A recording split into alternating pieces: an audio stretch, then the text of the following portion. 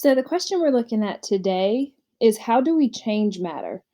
So, just like when we describe it, either physically, how it looks, or chemically, how it behaves, we can change matter the same way. We can change it physical, like how it looks on the outside, or chemical, or how it behaves, or the inside. So, what's the difference between a physical change and a chemical change?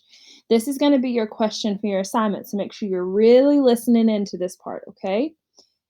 Physical changes are when matter is changed, but its chemical property stays the same. So basically, we change it on the outside, but the atoms, the chemical part of it is exactly the same. So I like to think about if we took two sugar cubes and put them inside of some tea or inside of some Kool-Aid or something in a cup.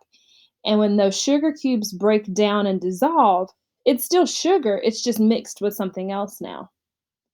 A chemical change in matter is when matter turns into something completely different. It's brand new.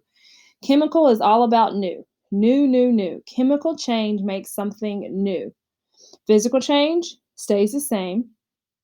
A chemical change turns into something new. Okay, so new matter is formed. So whenever you burn something like these papers that have been burned, they're turned into something new. So let's talk about physical change.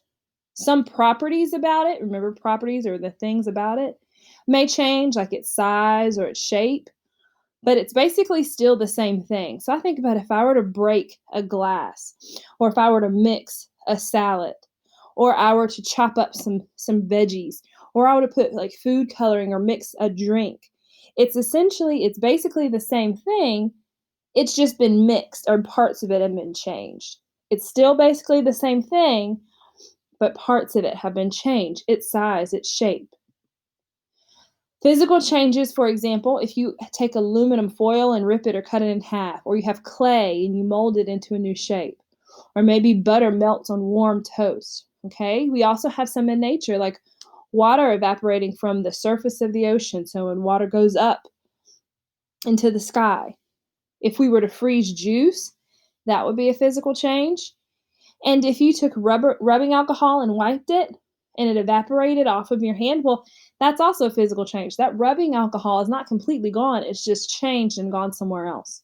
We didn't turn it into something new.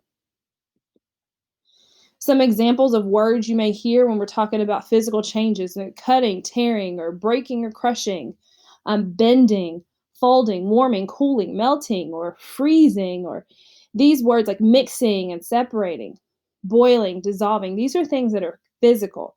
We're not making something new, we're just changing what we've got. Okay? Pause me here and answer the questions and do the work back in Canvas, and then I'll go ahead to the next video. Okay? See you soon.